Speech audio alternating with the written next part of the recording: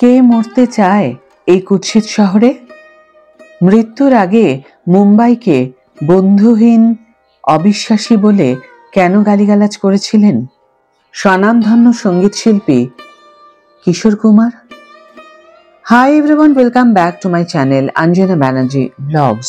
বন্ধুরা, তোমাদের সকলকে আমার এই ছোট্ট ইউটিউব চ্যানেলে স্বাগত জানাই। তিনি ছিলেন ভারতীয় সঙ্গীতের ইতিহাসে এক বিস্ময়। তার কণ্ঠে ছিল আবেগ, মজা, পাগলামি আর অপার মাধুর্য।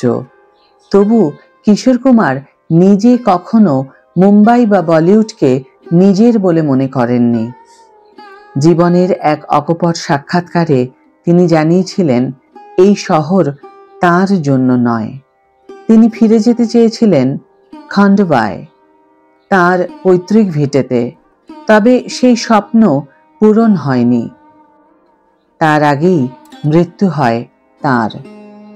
এই বোকা বন্ধুহীন শহরে কে বাঁচতে চায়? এখানে সবাই আপনাকে ঠকানোর জন্য মুখিয়ে থাকে। কাউকে কি ভরসা করা যায়? আমি এই অর্থহীন দৌড়ঝাঁপ থেকে বেরিয়ে খান্ডোয়ায় ফিরে যেতে চাই, আমার পিতৃপুরুষের মাটিতে। কে মরতে চায় এই কুৎসিত শহরে? এই কথাগুলো বলেছিলেন নিজে কিশোর কুমার এক সাক্ষাৎকারে। যদিও কিশোর কুমার অসাধারণ সব হিট কমেডি ছবিতে অভিনয় করেছেন, বাস্তবে তিনি অভিনেতা হতে চাননি কখনোই। তিনি জানান, আমাকে প্রতারণা করে অভিনয়ের জগতে আনা হয়েছিল। আমি শুধু গান গাইতে চেয়েছিলাম, কিন্তু ভাই অশোক কুমারের সুবাদে ছবির দুনিয়ায় আসতে হলো। পরিচালকদের তো আমার দরকার শুধু বিক্রির জন্য, আদর বা সম্মান নয়। অভিনয় এড়াতে কত কিছুই না করতেন কিশোর। কোথাও হঠাৎ ইয়োডেলিং করে দিতেন, আবার কোথাও এক নায়িকাকে দেওয়া সংলাপ ভুল করে অন্য নায়িকাকে বলে দিতেন। এমনকি নিজের মাথাও কামিয়ে ফেলেছিলেন একবার, যাতে কেউ ডাক না দেয় ছবিতে। আমি তো অভিনয় থেকে পালাতে সবকিছু করেছিলাম। সংলাপ ভুল বলেছি, পাগলের মতো আচরণ করেছি, দাড়ি কেটে ফেলেছি, নাটকের মাঝখানে গান গাইতে শুরু করেছি।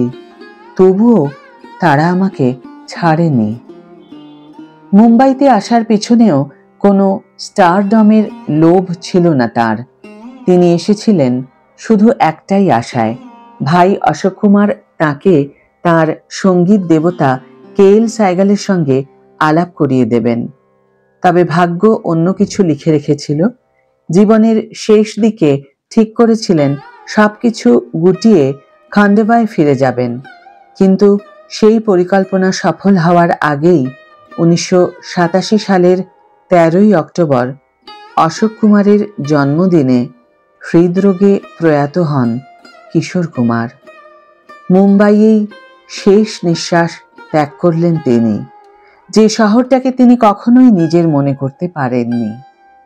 মানুষ যা চায় সবসময় তা হয় না, আবার কখনো মানুষ যা চায় না হঠাৎ করেই তা পেয়ে যায়। আজকের ভিডিও এখানেই শেষ করছি বন্ধুরা। ভিডিওটি যদি ভালো লেগে থাকে তাহলে অবশ্যই একটা ছোট্ট করে লাইক দিও, শেয়ার করো বন্ধুদের সাথে, কমেন্ট করে জানিও তোমাদের মতামত।